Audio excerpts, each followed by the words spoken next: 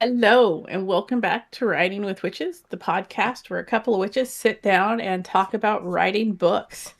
And this week, we are still in our world building mini series, and we're going to be talking about religions and factions. But before that, my name is Lewana Urbanski. I'm a debut author with my book coming out next fucking month. Shit. Fire Exciting. Magic. And my co-host is. I am Nicole Autumn. I am the author of the Secret Society series. Which is completed. It is completed. It has been finished. And I am working on other projects. Do you have any other book news besides the vague working on other projects? Oh. So for book news, I still am working on the Casper novel. And then my lovely husband has given me an idea that I've been working on that is working title is Blood Sisters. That's probably going to change because it's the focus has shifted off the sisters. Although they will be like main characters, they're not the main characters. So, yeah. I've been working on those two and they have gotten my attention to where I needed to work on it this week, but this last week has been a little nuts, little hectic. So yeah, gonna dive into that. Cool. And Can't wait. reformatting. That's been the other Yes. thing. Because we haven't even made the announcement on the podcast yet. No. And I don't think we should yet. Not yet. I mean, we Not have done a yet. soft launch. So, Yeah, it's fair. but I mean, we haven't officially launched yet. But I am Right. reformatting the Secret Society series, so it's all matching on the inside and the outside because some of the titles and stuff don't line up and their spacing's awkward. So working on a little bit of reformatting. Not much is changing other than a little bit of the interior stuff, but none of the content itself is changing. Except for what I edit. That and there's probably going to be a lot less so's in there. So I guess a little bit will change, but overall content won't change. There's just going to be like probably a few hundred so's taken out of it. Across the next two books, yeah, I can see that. Yeah. I just realized that my cat must have opened that cabinet on me. Or it was a ghost. I mean, it could have been, but I'd still put money on the cat. Probably. I mean, that would be the logical answer. Yeah. Either that or So Hector did it. it's Hector. He was like, I was being sneaky. So any book news for you besides your book Da, da, coming out da. next month? Fire Magic is officially coming out. April 15th is the final published date we decided on. So I'm things are rolling. It's starting to Yeah, snowball. I'm excited for you. um, I've also officially set it's not a specific date, but Fae Touch, the first book of the Silver Eyes trilogy, will be coming out either end of August, beginning of September. So you will be getting two books from me this year. So if you like fire magic, pick up Fae Touched. It's If you good. like a lot more romance in your book, pick up Fae Touched. There's a lot more romance in Fae Touched than fire magic. I would say Fae Touched is more so bordering romantasy than where Fire Magic is more high fantasy or just Yeah. fantasy Fire, in general. fire magic's definitely in the epic fantasy catalog. Yeah. So, but Fae Touched is fun and it's cute. But although somehow it is turning into, I'm not going to say quite Game of Thrones situation, but there's a lot of factions coming up in this book, and it's funny that we're talking about that today. It's Game of Thrones esque. Yeah, yeah. There's a lot of political maneuvering happening, which didn't happen in the first draft, so it's been intriguing. So yeah, Fire Magic, April 15th, 2026. Fae Touched will be end of August, beginning of September 2026. And don't worry, I already have the sequel to Fire Magic written, and so that'll be coming out April of 2027. So you'll have to wait a year, but it is written. I will finish the trilogy, I promise. I'm excited. I am too. And yes, I am freezing. That is why I'm wearing my Yes, I'm Cold sweatshirt. And I have my hot apple cider. I mean, I don't blame you. I took a shower and for whatever reason put on a t-shirt and shorts. And now I'm sitting here and just kind of slowly shivering, starting to shiver. I need a blankie. I do. But I'll survive. I'll suffer through it. I can do it. Alrighty, so religions and factions. Shall we dive in? We shall. So ultimately, when you decide, I know last episode we discussed magic systems, right? Fun, all of that stuff. Well, now you get to add some more depth to your world if you decide to create this elaborate magic system. You can then choose to add religions if you would like. This, you don't have to do it all. There are plenty of fantasy novels where religion does not play a part. But it can, especially if religion is something that it's religion or spirituality is something that is important to you. This is a good way to start adding more depth to your world and your characters. There are tons of people that shape their entire belief system, their entire lives around their religion. So this could play a major role in your world if you decide to put it in. A lot of the times you will find that a lot of cultures revolve around said religions. So that would be one of your ultimate choices as you create your world, is if you want to include it or not. Yeah, in a lot of cultures that have religion, it's really hard to disconnect the religion from the culture because they tend to be so intertwined. Um, Sorry, I just realized I must have banged up my knuckle at the barn. I just saw a piece of skin hanging off. Anyway, Gee. You're like, oh, don't mind, my finger's just hanging off. No, I'm just kidding. Right? So yeah, it's in certain places it is very difficult to separate a culture from a religion. I'm not saying that's all places. You can definitely do it. I know in fire magic there is religion in this world. It's touched on lightly, but it's not a major issue in this world. It's other prejudices that are happening there. But I mean, just I'm sure everyone knows someone who, like you said, their entire life is revolving around their religion. I'm definitely not one of them, but I know people that are. Yeah. Yeah. So, and the thing with religion is sometimes characters rely on the religions for their moral compasses. So, if your character is religious, or maybe there is a religion that wants to recruit them for whatever reason, morals will play a big role in it too, as well.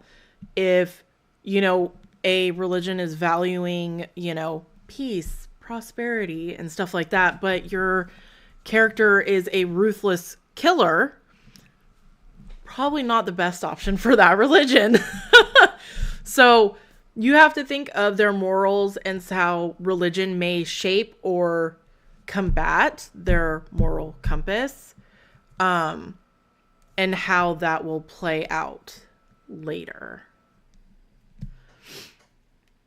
And it can actually be that can put some interesting twists into your stories. I'm getting into D&D again, so I'm getting a lot of D&D content coming across my feed.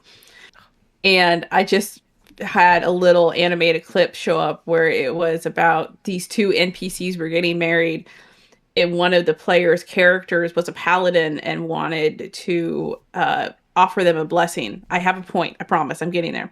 No, I believe it. it turns out the religion the paladin was a part of was actually a cult that had abused and enslaved one of the brides. It just made Nicole do a spit take. Oh my god. Not a cult. Uh-huh. Oh my goodness.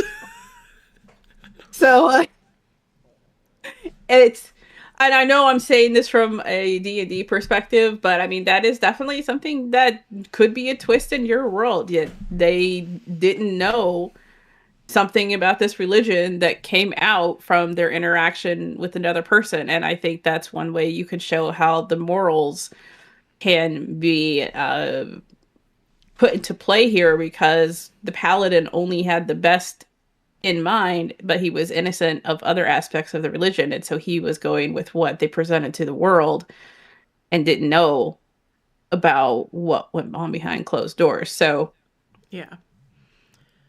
I mean, that would point out, that's another good point, is cults often start as religions under the guise of being a religion. So maybe your religions are cults in your books, or one has turned into a cult, and that also plays a role in how characters move through this world.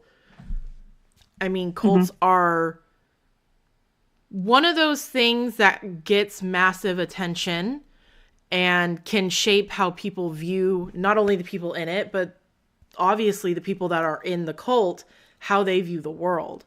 So if you decide maybe it's not just a regular old fashioned religion and it's a cult, that could be fun. Playing with those different dynamics and viewpoints, that would be interesting.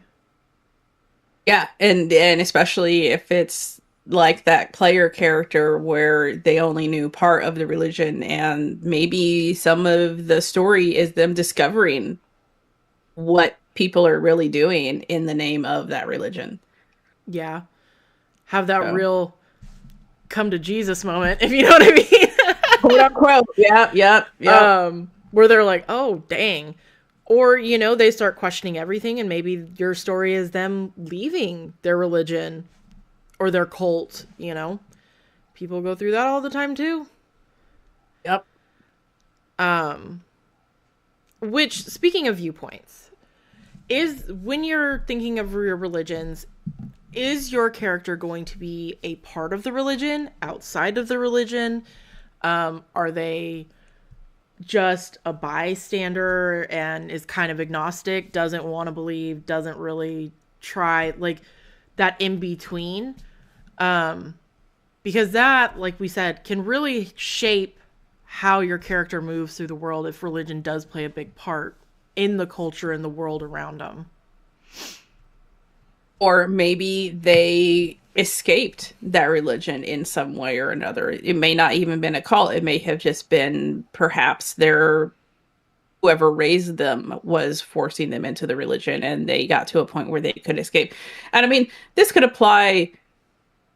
The things we're talking about doesn't have to be confined to just fantasy. This could apply to all kinds of other different genres. So keep that in mind. You don't have to create a whole religion to tell these stories. There are plenty of religions out there in the world today. Yeah. That if you're writing contemporary, I'm sure you'll find stories. Yeah. As long as there has been people, there has been religion. There is humans naturally want to find that there is a power higher than themselves. So they will create a religion around it. So, I mean, going back as far as, you know, real ancient times, you know, there's religion and it is embedded in the culture. And nowadays, we see how religion has shaped today. Yeah. Yeah. So keep that in mind. Also, when thinking of religions, with my little attitude that I just had, what are the prejudices that people may have towards this religion or within it? You know, there's a lot of popular, a real big one right now that is very prejudiced against certain types of people and how they treat them. you know who we're looking at and who we're talking about. So that is also something that you can think about. Maybe your religion is a nice, squeaky clean one and is accepting and loving of all people. Wouldn't that be nice? That you put in there and it's all happy and dandy and it's great. But there is probably going to be someone or something that stirs something up with a prejudice or a different perspective.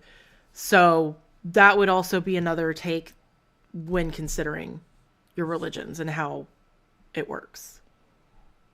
And another thing to think about too is people using that religion and that prejudice to gain control.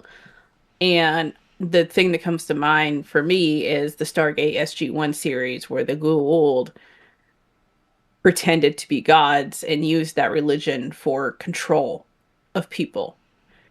So that's something to think about too, is what kind of control can come from that prejudice turning one group of people against another. Yeah.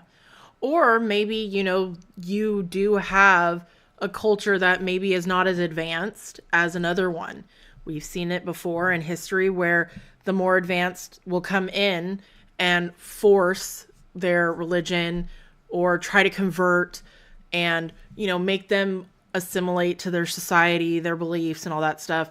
That is also another another route you can take. What are residential schools? And the fact that they're trying to bring them back is disgusting. So, yeah. Yeah.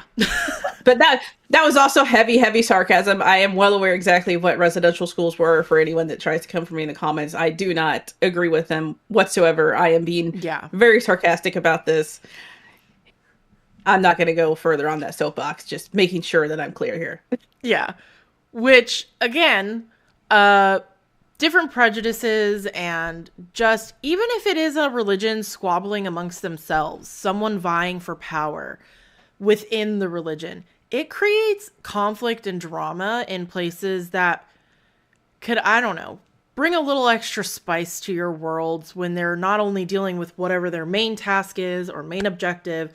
You then have this outside source that is also causing issues that, for most of us, that is a thing in everyday life. So it being in a fantasy novel or whatever novel you're writing, I mean, this could apply to sci-fi. It can apply to historical fiction. It can contemporary. Having some type of religion causing drama or conflict can only add spice to it. You know what I mean? My brain is really struggling today. I've had very little sleep. Well, the thing that I think of when I think of this is also the Dune series. Frank Herbert, I believe, is the author. Mm-hmm. I'm sure a lot of you have seen the movies. If you go read the books, it's definitely religion. The conflict between those is heavy, and that's definitely in my memory. It's been a few years since I've read it. Gotta be honest, it wasn't one of my favorite books, so I don't remember every detail of it. But it definitely played a large part in the conflict in those books. So something to think on. It's been around for a while, that kind of conflict. Yeah. Yes, indeed it has. Indeed. So now, say you've decided, okay, I am going to do the religion. Now you get to think of, okay, well, what are the practices within this religion or multiple religions if you're doing, which would tie into the factions. Maybe there's different religious factions. But we'll get to that. Ultimately, you get to decide, okay, well, what are some of their practices that could be intertwined with cultures, right? Trying to think of one right offhand. I mean, Christmas, for example, could be one, right? It is so heavily entwined with Christianity, paganism, as well as just it being a kind of corporate-esque holiday at this point. It is corporate. Yeah, it is very ingrained in our culture, in our society, and across, in some places, a part of the across the world. Not everyone celebrates Christmas, but it is, you know what I mean. So it is something that is heavily influenced by religion, and it is part of culture. So deciding, okay, well, what kind of practices can I put in place that could help bring that culture in and really shape who this society is that lives and breathes and does this religion and stuff. And one thing to think about when you are thinking about those practices or rituals is kind of harking back to a previous episode we did on the physical landscape of the world, because a lot of religious practices are influenced by what happens in the world around us. So if you have a moon cycle, that could be a basis for a ritual. If you have a odd season schedule, that could be a basis for a religious ritual. If you have a certain tree or plant that does something messed up, that could be a basis for a religious ritual. Yeah. Maybe your tree actually bleeds blood and not sap. I don't know. It's your fantasy world. You have fun with it. So, yeah. Also, I would say in the terms of rituals, maybe there are things that are exclusive to that religion and is not cultural, right? Think Catholicism and their Hail Marys, right? That is a specific thing to a religion that not everyone partakes in the culture. So are there going to be rituals that are exclusive to the religion that maybe if you do them and you're not part of it, you could get in trouble? Or, you know, they're like, who are you? Why are you doing this? You're not initiated or whatever. So are there practices and rituals heavily guarded? Are they kept secret? Are they performing these in secret? Or are they out in the open and anyone can join? So those rituals can also kind of split off and branch, where some things are cultural and just embedded, and then other things that are, you don't do this unless you are in this religion. Because if you're not, it could invite conflict and drama. Tying it all together. and one of the most entertaining aspects for me, if I'm putting religion into a fantasy world, is that's where most of your profanities and swears come in, is from the religion. Yep. So any kind of ritual or figure that is worshipped, or so you can, if you want to make up profanities that are specific to your world, look to the religion you made. That's where it's going to come from. Yeah, that's a good point. So that would bring us to our witchy tip, which is black color magic. I know both of us wear black a lot. I mean, I would say 80% of my closet is black. And a lot of the times, I know you mentioned that you wear black for certain reasons. I just dig black. But there are some magical reasons. One being that black is protective. I was going to say perfective. And I was like, that's not the word. That's not it. It is protective because it absorbs it. You said this better. I'm going to let you say it. I'm really struggling. Black, the color black is you could look at it from two ways. It could be that it absorbs the energies around you and kind of deflects it from actually absorbing into you. It's absorbed into the clothing instead. Or you can look at it as a protective. It bounces that energy off of you. I've heard it described both ways. Mm-hmm. I think it's kind of how you carry the intent of what you're wearing with it. If you're an empath, you might want that intent to be just totally, you don't want a chance of that shit coming near you. So the black is more of a protective, barrier versus an absorbent, just to keep the energies off of your skin. So I know that's kind of tied into it a little bit. I know that is why a lot of witches will veil, is because they're trying to keep the energy off of them. Yeah. Versus absorbing it through their hair and their skin. So Yeah. I'm not going to go into if, ands, or buts. I'm just saying that is one variation you'll see on this kind of black color magic. And it's just so easy to find clothing that's black nowadays. It is. It is. Yeah. The other thing is... Oh, go ahead. I was just going to say, I think when it was, as a fiber artist, a true black used to be hard to dye. So it was more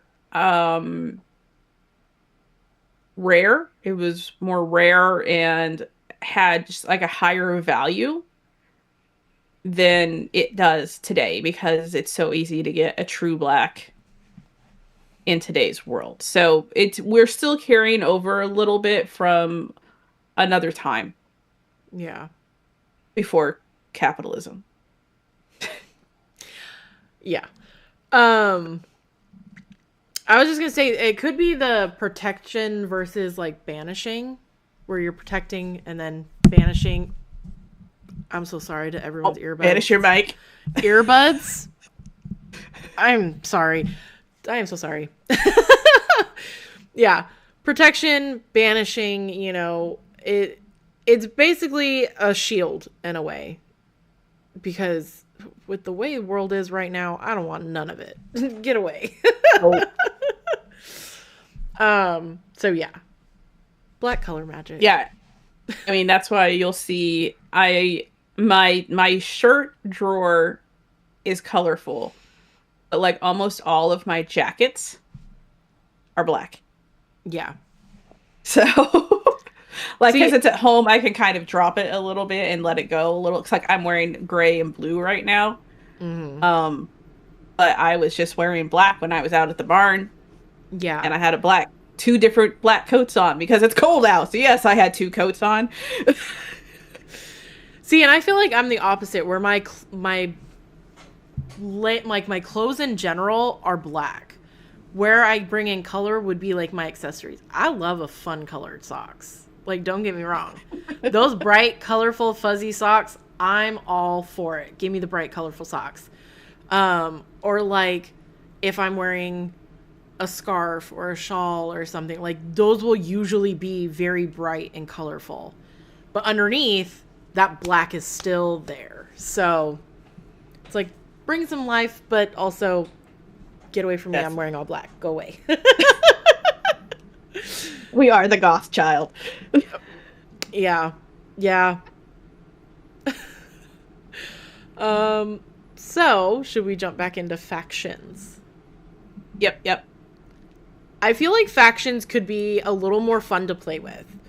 Purely because when I say factions, I'm talking about groups of people coming together based off beliefs that aren't necessarily religious. But they typically are fighting among themselves for power, land, resources, whatever the case may be. There's always going to be something they're fighting over. I look at this as, if you've played Fallout, there are a number of different factions within the game and its lore that they are all vying for some type of power or money or land. So that's where my head is when I think of factions. Game of Thrones could also be another good example, where the houses were each faction. Now this is more government, where Fallout was very much just rebel groups, I guess you could say, because there was no established government anymore. Everything was gone, and it was just little groups just all fighting.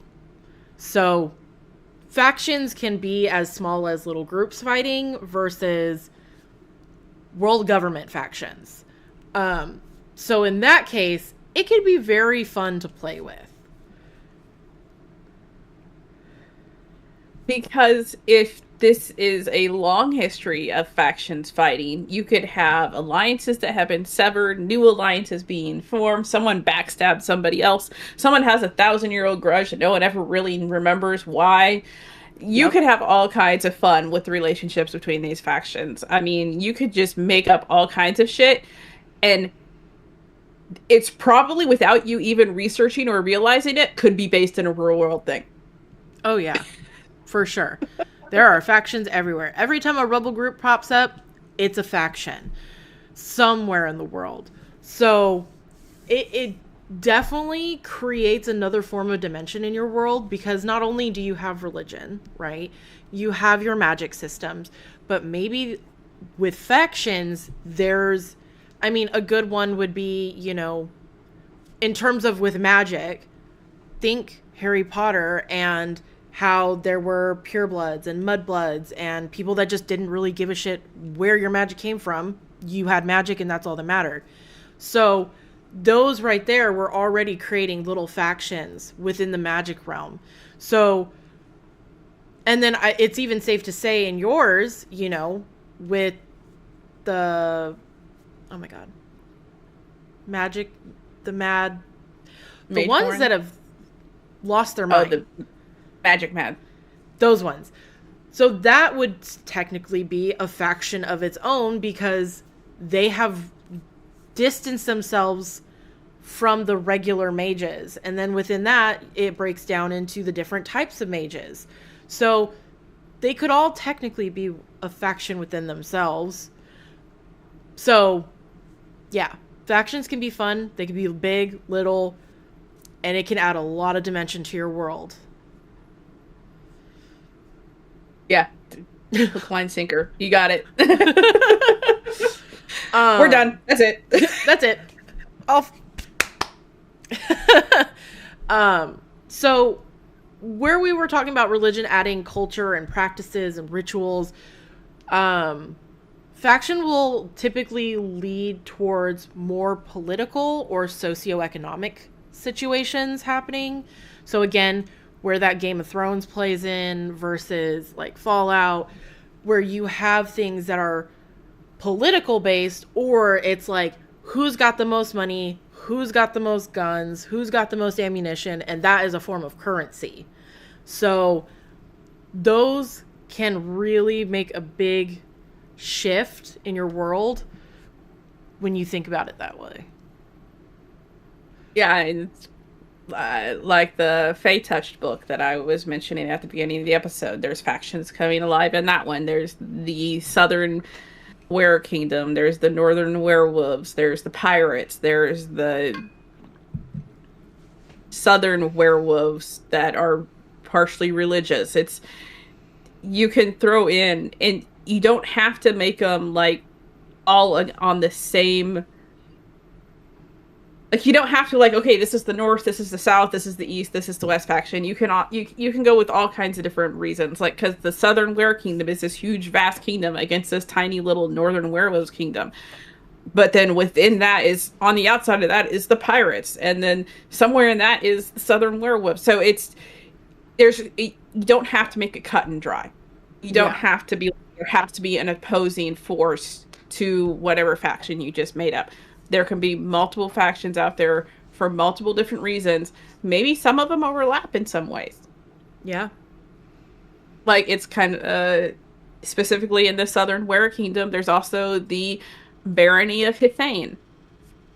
So that's another faction that's technically allied with the Southern Were Kingdom. So, and I'm also just kind of throwing out names from the books that I'm writing right now, but I'm just trying to give examples of, just because you have the factions, you don't always have to have a balance of opposing forces. It can be just keep, as much as we love balance and it makes it so much more cut and dry for us to write, that is not the way the world works. Yeah. People are going to come out with their own beliefs and their own reasons for what they're doing, that there's no black and white. It's all gray. Yeah. I mean, here's a good example. Say there's two sets of farmer factions. One believes in Monoculture. They want to grow all one crop in one area, all one crop in one area. But then you have a group of farmers that are like, no, I don't like that. I want to have a variety. So they do, what is it called? Permaculture? Rotating. Or rotate? I call it the rotations. Yeah. Yeah. Well, there's also one where they grow things together. So it's not like one crop per plot. Like, you have your carrots planted next to your tomatoes and your oregano all in one little spot. And it's all intertwined because it's companion gardening. There we go. So you could have monoculture or you could do companion gardening.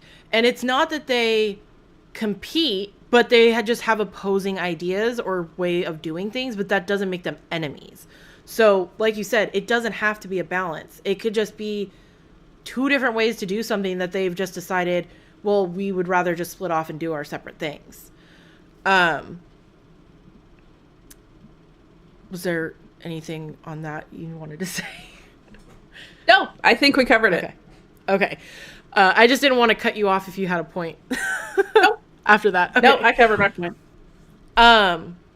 So now that you have that, and we know that factions typically have some type of area. There's normally an area that a faction will hold, essentially. When you decide this land, not the land, the landscape and like the factions and stuff, is your character going to be able to be around certain factions because of birthright or relationships that they have?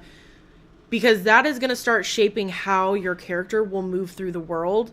If, say, they are part of the, companion gardening, but they've decided that, the monocultures are like, I don't know if we want to trade with them anymore.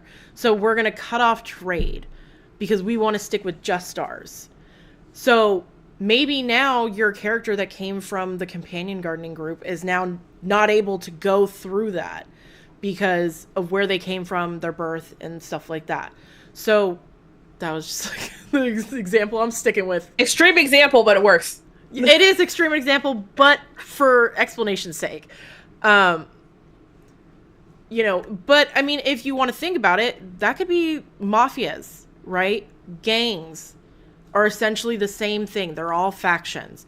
And if you're an opposing gang, like, you don't go in the other one's territory and stuff. So you have to think about if their birth and relations is going to stop them from traveling somewhere because of that. Yeah, I mean, it could be supposedly on the map a straight shot from one place to the other, but then you also have to take into account, are we able to go through this area? Because it may not even be that it's because of your character's birth or social standing. It may just be that faction has totally closed off to the world, and they don't let anyone through. So you don't want to take a chance on going through that and probably getting killed. So yeah, I mean, restricted areas, as you said, it could happen just because that particular faction is like, screw everybody, no one comes through. Isolationism, people. Yep. There you go. Also, just if there are your factions at war with each other, or is this a time of peace? That's another thing that you can consider is, okay, well, if they're in wartime, or there's one faction going after another, like you said, and it's dangerous, you're going to have to avoid that whole section. Or is your character going to have the task of, well, this is the only way through. We're going to have to make it like, this is our only option. So that could add more of that drama and the suspense and the high stakes of, well, we have to travel through somewhere that is in war with each other. Or if it is peaceful, like, oh, they just came out of war and now they're all peaceful, but they're dealing with the tension of what other factions may still do because everyone's paranoid because they just came out of a war. So, and with that typically comes prejudices. So they kind of all go hand in hand together, like one big happy family. It all adds up. Yeah. So, yeah.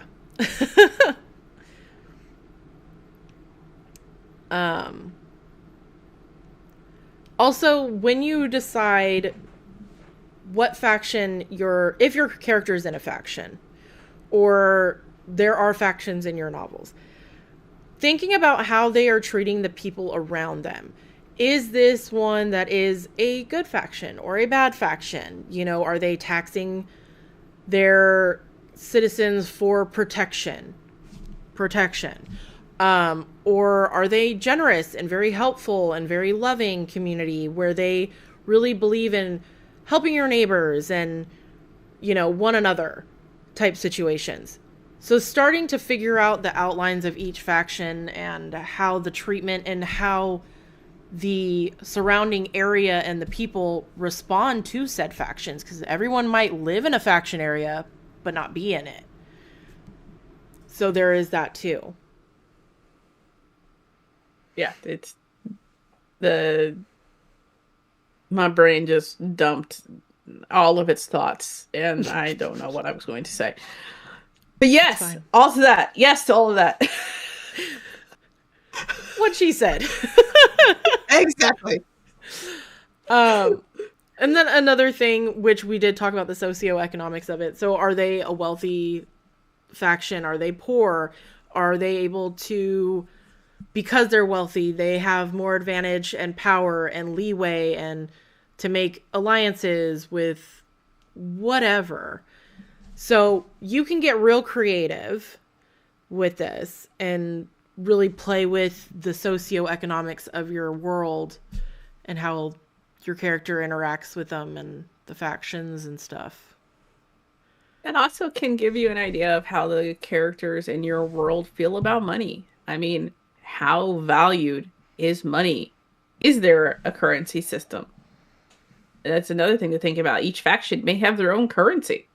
Mm-hmm. Or maybe they only barter in goods. So something to think about as your characters are traveling through the world. I know in fire magic, because metal is so restricted, the currency is rough jewels.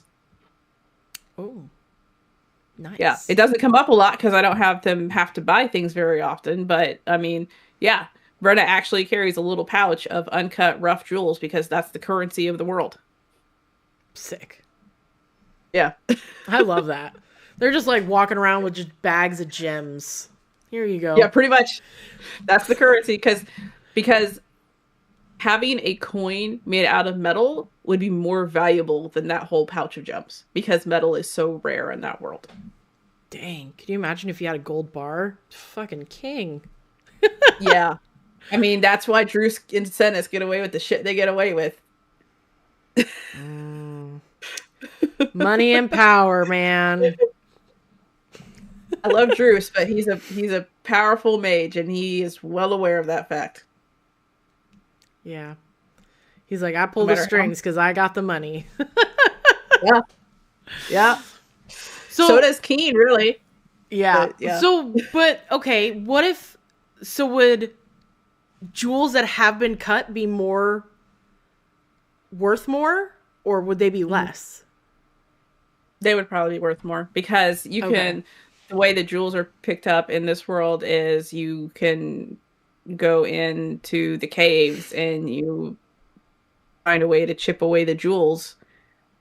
Whatever way, maybe you got one of the rare pickaxes and that's how you're able to get all of these jewels. And honestly, that pickaxe is probably worth more than most of those jewels combined, but you don't want to give it up. So you're going to keep chipping away to get the gems. I mean, the more the merrier, you know? Yeah. So yeah, cut would definitely be worth more just because that's more time and effort put into it versus the uncut rough stuff. And it's not just like, I'm not talking about like just ruby, amethyst. That's also like turquoise, hematite, tourmaline. Yeah. That kind of stone. Nice. So yeah, it's a fun currency. They don't buy a lot. So there's no reason for me to really go heavily. I think the only time it comes up is when Keen is asking his mother for money. Yeah. That's true. That's the only time I've thought about it. Because everything else has been like a favor.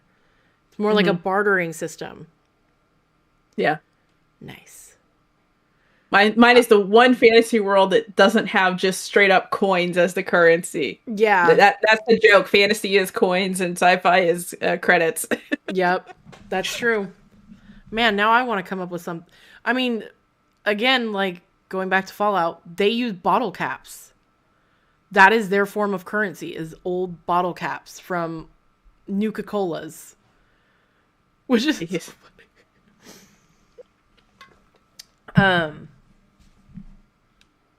Back to what we were talking about. Anyway, yeah, tangent. Anyway. Sorry. No, it's fine. So then you also get to decide when it comes to factions, are they these big bustling factions that have a ton of people, or is it the faction that's out in the middle of the woods that have a few sheep to their name and they're just totally cut off from society? You get to decide how big or small and where they're at. Are they big bustling areas, or, like I said, cut off from society by choice or by landscape? And remember, even if you have a big city, you can still have separate factions within the city. Yeah. So there may be 6, 7, 8, 10 factions all within one city. Or even if you have a small village, you could have like 2 different factions in there because a family feud is happening. That would technically be a faction. So, I mean, yeah. I keep trying to say fraction, and I know the fractions are getting nuts out here. Yes. Stupid math. Yeah, I mean, but you make a good point. It could just be 2 families. I mean, that has gone on throughout stories. I mean, Romeo and Juliet, you have the 2 families. More recently, if you're into like The Sims, it's the Goth family versus the Landgrab family. You know what I mean? Like, dueling families has always been a thing. So yeah, it could be small, it could be big, and there could be multiple within a town because, again, they're fighting over something. They all want something. And then you also get to decide how involved is your factions going to be with government and or religion. That is where you're going to play a big part. Sometimes it's all this underground stuff. So they try to stay out of the government's eye and they're not involved with religion. Think mafia, even though we know the mafia is very heavily involved with the government. But, they say they're not. Wink, wink. Allegedly. Allegedly, they're not. So that's what I'm saying. There are ways that you can work your factions as underground where they're trying to keep away from the government. They're staying out of religion. And it is just the 2 warring families. You know what I mean? That has nothing to do with the other outside sources. So that's where you get to decide how ingrained and involved those other 2 parties get involved in factions. Yeah. And it can get ugly. It really can, depending on how you have the prejudices set up, how you have the control, the power, how it can get real nasty real fast. I mean, you can just look at Earth history for that. I'm not even saying one country, anywhere. You can look anywhere yeah, and you're going to find it. Mm-hmm. As long as there's been people, there has been war and things to fight over. And even, I mean, a good example would be the Hunger Games, the way their faction system is set up in districts and how they have to go to the Capitol and how... So there are plenty of examples out there, and just getting creative is where I feel like making them different so they're not all the same. I mean, there's going to be a rough outline for most factions, Yeah, I mean, you can only make so many things different. Yeah. To be honest. Do your best. Tell it from your perspective.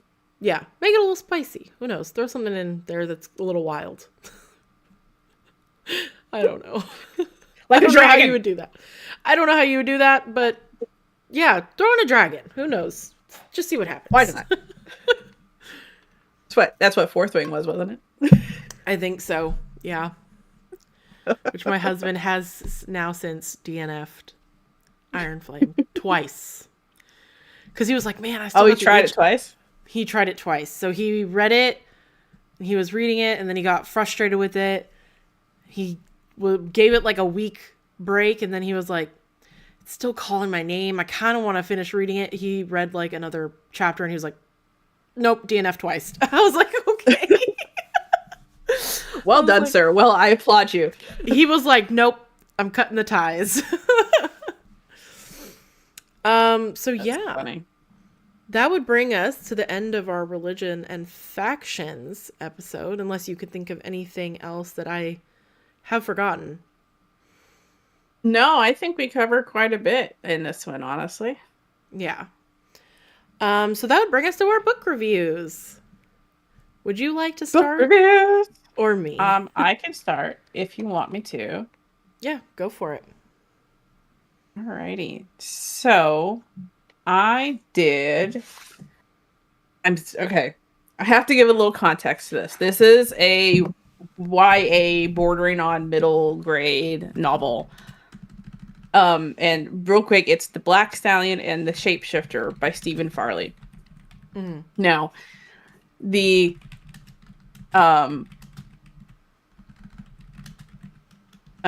Black Stallion series is very long and extensive, and it started actually with Walter Farley. Like, if you're watching the podcast, these are all of the Black Stallion books. Golly. So, Walter Farley wrote a book with his son Stephen Farley about the Black Stallion, and then Stephen Farley kind of took over and wrote another 4 or 5 books, I think it was. 4 books. And so this is one of them, and it amuses me. Because the premise of the Black Stallion is it's about the world of horse racing. Mm-hmm. And somewhere along the way, Walter and Stephen Farley just went, you know what? This world has aliens. What? Dead serious. That was in the Island Stallion races, I believe. Straight up aliens. So I can't be mad when Stephen Farley comes out with the Black Stallion and the Shapeshifter, and Alec, the main character of this book, with his stallion, the Black, that's literally his name, the Black, meet a fucking Kelpie! What? How did those two things go together? How? A horse and an alien makes a Kelpie? I'm like, wouldn't that be a seal? An alien and a seal? No, okay. The alien thing I brought up just to say how out there they have let this canon go. This is no longer restricted to just horse racing. Horses. Right? This one focuses on Alec going to Ireland with the Black, and on the coast he meets a young girl who finds a horse, and the horse turns out is a Kelpie who tries to kidnap her and take her underwater, and Alec has to rescue her. Oh my gosh. If it had been any other series, I'd be like, oh, hey, this is a cool concept. It's coming from this series that has been solely about the very realistic and brutal and hard life of horses and horse racing, along with the racers and the jockeys and the trainers and the owners. And then to just randomly shift off into this Kelpie story. It's not a bad book. It's not a bad book at all. It's just very much a curveball. Like, way off. That's a crazy curveball. Because Stephen Farley, the other 2 books that he wrote before this one was The Black Stallion's Shadow which was dealing with a common issue in horses where a horse has a sudden fear of something and they have to get over that fear. Mm-hmm. And the Black Stallion steeplechaser, and steeplechasing is another type of horse racing. So then it jumps to the Black Stallion and the shapeshifter. And I'm just, He must have been real bored and was like, you know what? I'm just going to throw this out there and see if it sticks. he just took a frickin' dart and threw it at a map and saw where it landed. It was like, Ireland! What can I get out of Ireland? A Kelpie. Apparently Kelpies. Because the next one that I'm reading right now is The Black Stallion and the Lost City, and it's about an ancient Greek city that Alex somehow ends up in. Thank God that's the last book of this series, and I'll be done. It's like you couldn't have thought of maybe, I don't know, he discovered a wild horse breed that he's never seen before. No, a Kelpie. Kelpie. Oh, Lord. Now, okay, here's the thing, though. Here's the thing, okay? The Kelpie is a shapeshifter. Mm-hmm. There is, in the myth and legends, the stories of the Kelpies turning human in order to tempt away their prey. And I've got to say, the human form of this Kelpie is kind of hot. Wow. I wouldn't be mad. I'm just saying. Well, now we know that this is where the monster romance starts brewing early in the childhood books. I'm wondering if I can find the description of him real quick. Oh, God. That's wild. It was. Okay. The man walked closer. He was a pale, slender figure, not tall, but military in bearing. He had a young face, and except for the color of his long hair, you know where it got me, a weird mixture of silver, white, and blonde, appeared to be in his late 20s or early 30s. His eyes were sunken, dark and colorless, almost opaque under silver blonde eyebrows. A black silk scarf was tucked around his neck and trailed over his shoulder. As soon as you said long hair and then said color, I was like, oh, you are a goner. There's no way you wouldn't like him. You're a sucker for a man with long hair and it's light. I mean, I'm a sucker for a man with long hair, period, to be fair. Well, but yeah. White hair has definitely been coming into play the last few books. It shows up. But anyway, go into it without any expectations if you have read previous Black Stallion books before. That's all I'm going to say. Like I said, it's not a bad book. He's not a bad writer. It just really came out of left field. Yeah. I would say so. Anyway, on to your book review. Anyways, I decided to pick up Tourist Season by Brynne Weaver. I have read Butcher and Blackbird. I have read... It was the second one. I'm blanking on what it's called. Leather and Lark. So I am not new to Brynne Weaver and her writing. I actually like her writing style. Some of her choices are questionable. The things this woman does with food, despicable. And she knows it because she makes jokes about it. So I don't feel bad saying that. I really thought this book was good. I was sitting firmly at a 4.5 for most of the book until I got to the epilogue, which I won't spoil it for anyone, but I did not personally like it. I thought it was going one way and it took a hard left turn. And I was like, wait, what? So I'll leave it at that. But it follows Harper and Nolan. Harper here is a serial killer. plain and simple, if you do anything that is, honestly, in my opinion, remotely annoying or kind of bad, you'll probably end up in her wood chipper. So, well, okay, I won't say remotely bad, because that sounds like she just, if you look at her sideways, she's gonna kill you.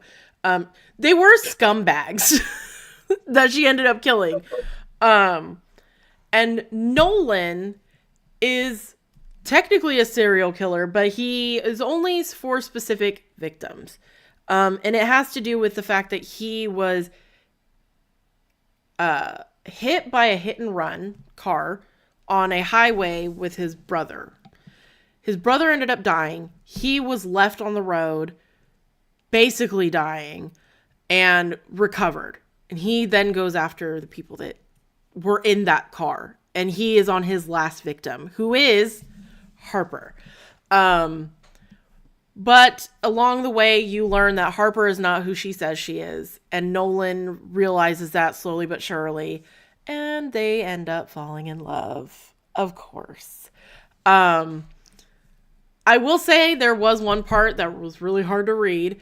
And that was when, I'll just say the soapbox race, the result of it was really hard for me to read because I have a fear of drowning. So when I read that, I was like in tears. I was like, oh my God. Purely out of fear for, yeah. But other than that, I really did like the book. I thought it was well thought out. I do think that there were a lot of plot lines happening at once, and sometimes it is not always clear. And I feel like the plot line with Le Plume, who is apparently a serial killer, so Harper is also a caretaker to an elderly man named Arthur, who has dementia. And his daughter was murdered by a serial killer named Le Plume. So I feel like that subplot of Le Plume and who he is and where he's at wasn't entirely clear. And I don't know if she did that on purpose because of the epilogue, or if that just wasn't as well thought out as it should have been. That was my only main complaint.